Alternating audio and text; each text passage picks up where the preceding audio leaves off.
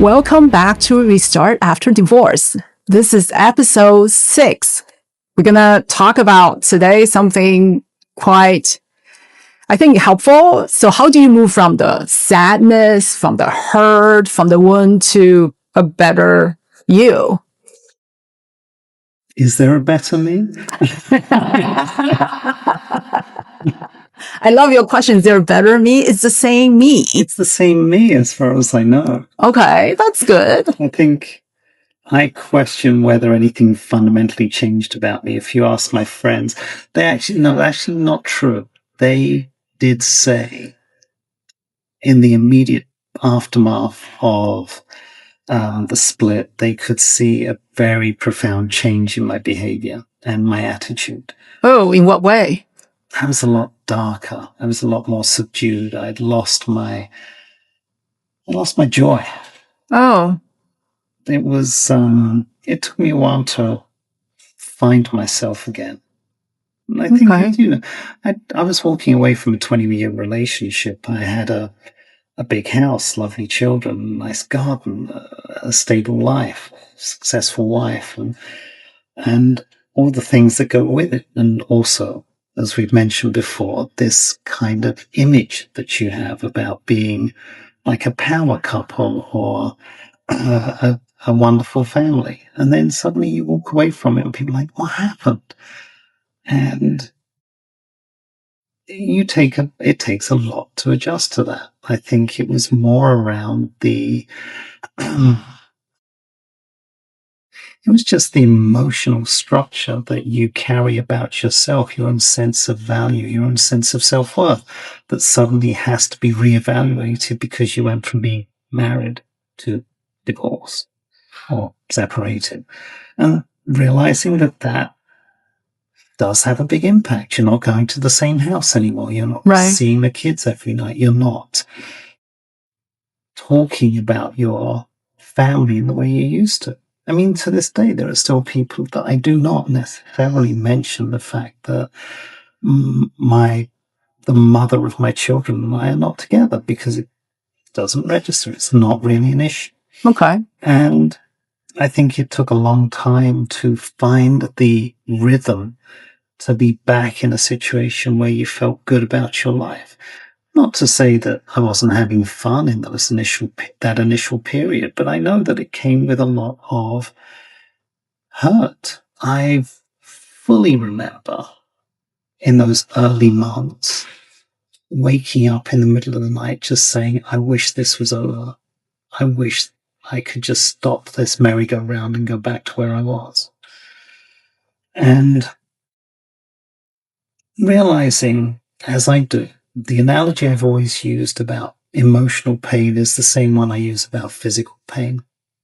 That you can explain why you're hurting, but it doesn't take away the hurt. No, it doesn't. Yeah.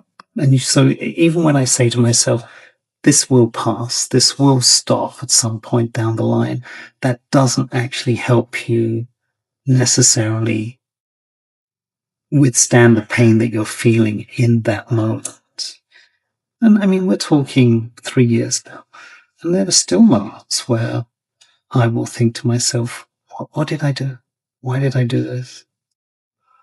The thing is that it passes a lot quicker these days. You don't have the same sense of lingering hurt.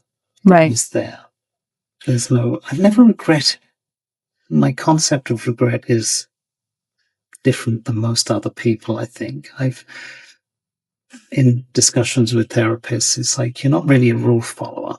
I said, rules aren't for me. Right. I understand what's going on in my own heart and my own head.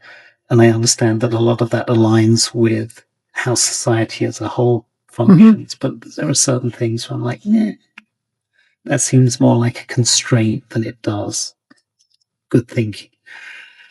You're a rebel. Yes. Look at the hair. Yeah. And the bracelets and everything like that. I actually accepted the inner me. It's challenging to walk away without feeling that level of regret, that level of sadness, that level of uncertainty as to whether you did make the right choice, as we just spoke about. The courage to actually go ahead and say enough is enough is one thing, but then having the strength and the resilience, which I think is actually the same word, basically. Okay. Having the resilience to actually then go through what will be an obvious period of change that's where the real challenge lies. Saying I want a divorce is one thing. Going through with it and then surviving it is another thing entirely. Yeah, I think for me, the surviving was definitely more work than the initial, making that choice. Oh, it's like jumping out of an airplane. Not that I've ever done it, but I assume jumping out of an airplane is the act of a second. That's it, yeah. It's the falling afterwards. It's like, what do I do? How do I land? And will this parachute open? Right. It's like, I'm quickly, hopefully. Yeah. It just opens will be good enough for me, quickly, slowly, as long as it opens. And I think that's where that period of adjustment comes into play, that some people, it could take years, it could take forever, it could take never. It could, but I do feel I think I've always wanted to be a better, work on myself and what can I do to be, have more joy and more peace in life. So I've always worked towards what else can I do? How can I feel that way? And so I feel like a different person. I know it's the same me. I sincerely feel a different person when I wake up every morning because I just have a different perspective on life now than, when I first got divorced. Yeah. Living is chemistry. It's all chemistry. And think about it. The biggest chemical reaction you can have is with another person. It's sometimes sometimes the chemicals don't work well together. Sometimes it does. Sometimes you think it should work well and it doesn't. Well, yeah, so we find ourselves having to work with the animal side of us against the human or the more cerebral side of us, which is, man sees woman across a crowded room. There's attraction. Yes. Attraction leads to lust. Lust leads to babies. Lust and love lust and babies can equal a marriage, and eventually the lust becomes love, and next thing you know, love becomes comfort, and comfort becomes boring, and then you start to get interested in other things, and then other things lead to lust and repeat. And so... Well, hopefully not always that. There are happy endings, right? Oh, my parents. Yeah. My grandparents, their parents. Actually, I'm not sure about my great-grandparents, but I definitely know my parents and my grandparents. Yeah. My experience with them, I think, once again, though, it goes back to what I said about being in the different oceans. We live in a different environment now where there is a lot more independence on the part of people. They can function alone. They can function independently of each other in a way that possibly my parents and grandparents couldn't. And as a result, I think people have more freedom these days to do it. But it comes with the realization that you're going to take a lot on board with that. You have to be comfortable with your decision. Or you have to learn to be comfortable with somebody else's decision. In my case, you say we're done, and we're done. Yeah. See, it's really interesting. Do you think the reason that he is still very conflict oriented is because he was hurt by your decision? If it was up to him, would you still be married? I don't know. I think we would be together if it was up to him, but I would just be so miserable. Yeah. Do you think he'd be miserable? Think about that. I don't think he'd be that oblivious to your sadness. I don't know. I just feel like it was just didn't work. It's not a match that would have worked, I feel. It's just sometimes like you go through life and I take it as it's my lesson in life, just, to have to deal with him. And that what can I learn from this experience and move on and have a better life. So here's a question, given the subject, what was it about you that you felt improved by him not being in your life anymore? I don't think I like drama. So I'm a very rational person. And sometimes, someone who's very rational, I didn't look at other people's emotions as much. And I think that was kind of a problem, right? Yeah, I mean, it goes back to the whole chemistry thing. The interaction between two people can either work really well. Yes. Or really badly. Yeah. Hence we're here. That's right, yeah. Because we wouldn't be having this podcast if it was like life after marriage, which I suppose this still actually is life after marriage.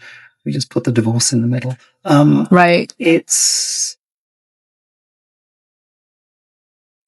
To this day, I still am not 100% certain exactly how I'm a better person. I still feel I'm the same person. Okay. Am I a better person for it? I'm probably more... I think I take things less for granted now. I think I'm more mindful about things, not only in terms, as I said earlier, of mindful of the time with my children. Right. That's improvement. There's an awareness of just how tenuous everything in life is, including the relationships. As a result, it's kind of like just live in the moment wherever you can. There's only one thing that truly worries me still, and that's money. The money thing is the thing that still gives me cause for concern. Because, we're human. We're human, and humans need money in this environment. I'd love to go live on an island with nothing there, as long as it has good Wi-Fi and plenty of fresh drinking water. And kids. And chocolates. Your kids will have to move with you. My kids will have to move with me. I don't think they want to move with you. They want to move with me. I'm sure they will. Of all their parents, I'm in the top 2 in terms of their favorite. I'm not going to say whether I'm best or not, but I'm definitely in the top 2. Okay. But then they will have to choose if someone stays behind, where now they don't have to choose. I mean, that's an interesting component of it in terms of adjusting. It's the realization that your ability to move around, your ability to be autonomous, which you think is there as a result of the divorce, actually isn't necessarily the case, because you are now legally bound, right, to bring in the opinions, the thoughts, and the blessings of another person. Even something as mundane as taking the kids away for a weekend, you now need permission.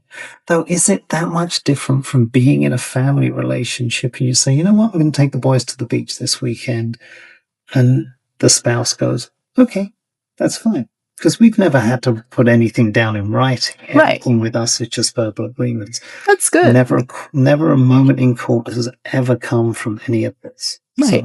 So you're lucky to have that. Like, yeah, I mean, amicable, work really well. In terms of the subject matter, I come at it from a very skewed standpoint, in which case, in as much as the relationship I have with my ex is so good, that it's very difficult for me to understand the conflicts that come with divorce. I've probably learned more about divorce from other people than I'll ever learn from myself, because I've had friends who've come to me and talked to me in the throes of a relationship ending, who have gone through the worst turmoil, stuff that I would not wish on my worst enemy. Right. And it's heartbreaking to see how much it really can cause so much damage to a person, psychologically, emotionally, in terms of their sense of self-worth, their sense of physical well-being, that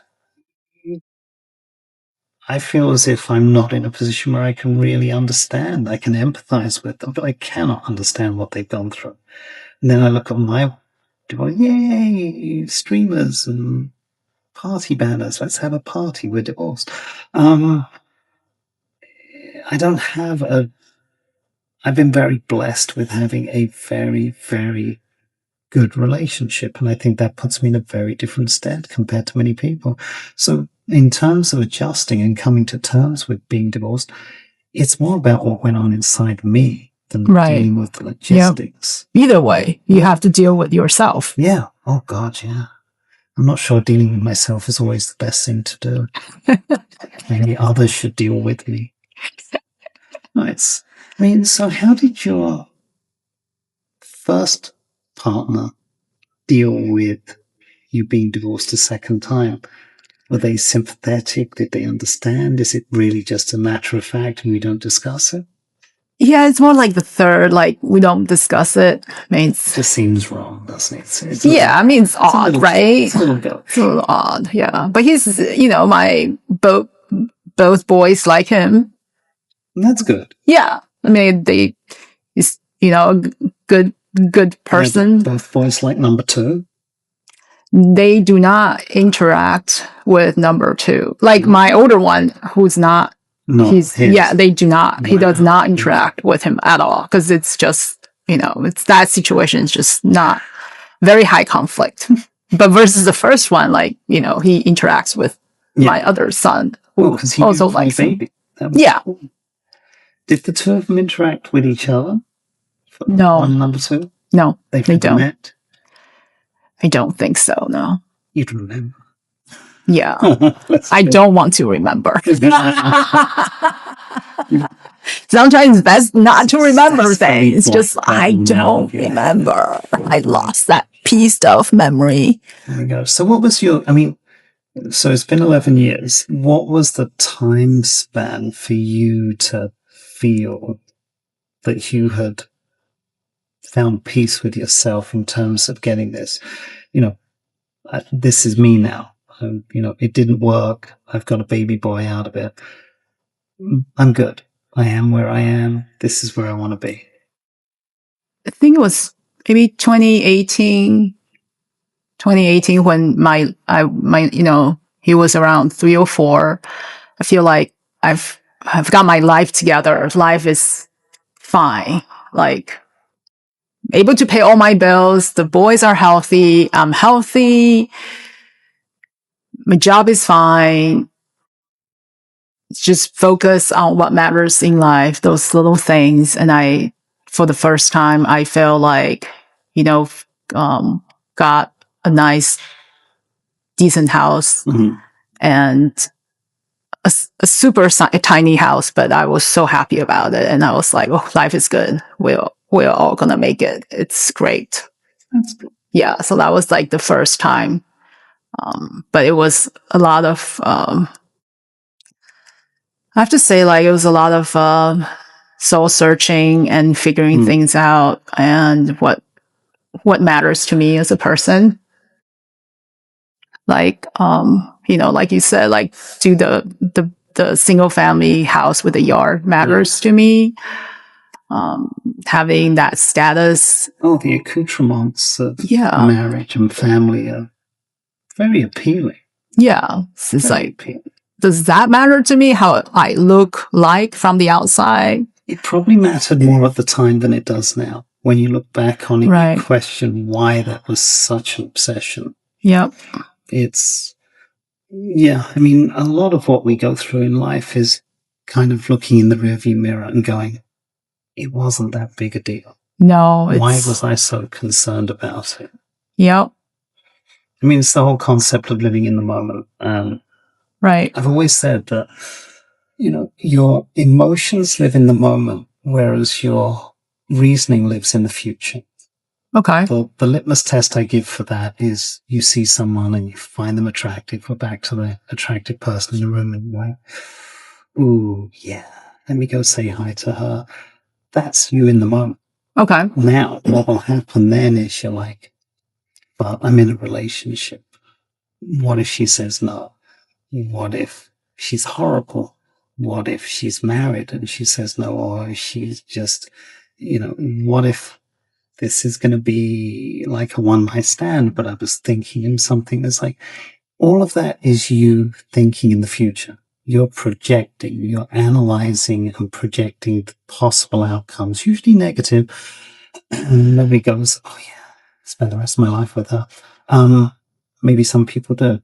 But on the whole, what happens is that those projections about possible negative repercussions are enough for you to suddenly find that that feeling you have in the moment is successfully quelled.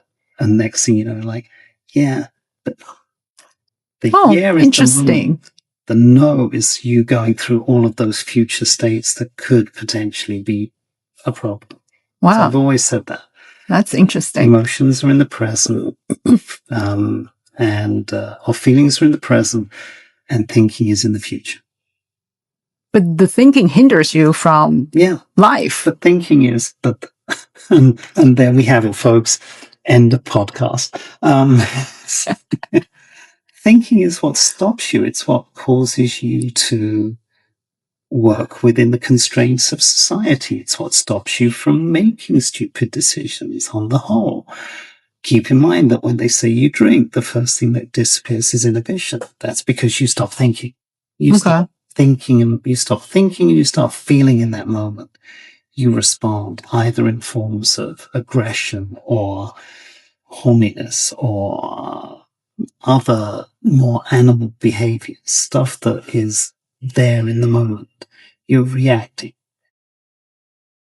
Yeah, it came to me a long time ago, the realization that thinking is all future driven.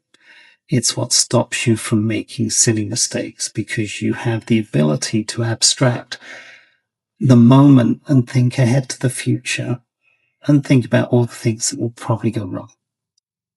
But it also prevents you from moving on to better things. Yeah, but I think everybody's fearful. We're going back to what we said about having the courage to end a marriage. Right. Or a relationship in general. It doesn't have to be a marriage. My God, I had a relationship with my car. It took me years to trade it in when I should have just said no.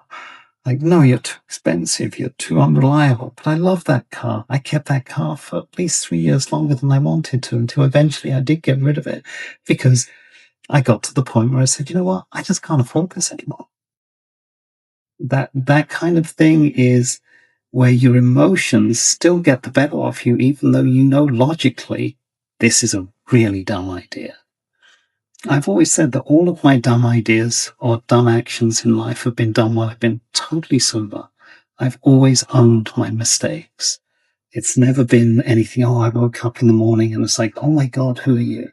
That's never happened. It's like I have always been reckless while sober. Never needed any kind of outside stimulation. It's interesting that sometimes your emotions are so strong that you do get to the point where you do not concern yourself. You understand the repercussions, but you still go ahead and do it anyway.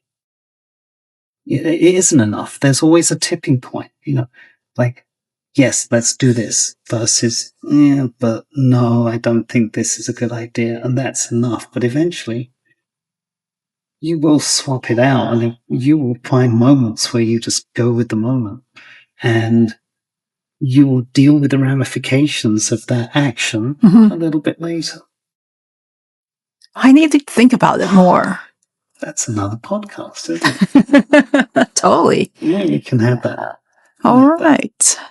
Okay. This is a little one for us. Yes. All right. So please subscribe and like our podcast or on YouTube, and we'll see you next time.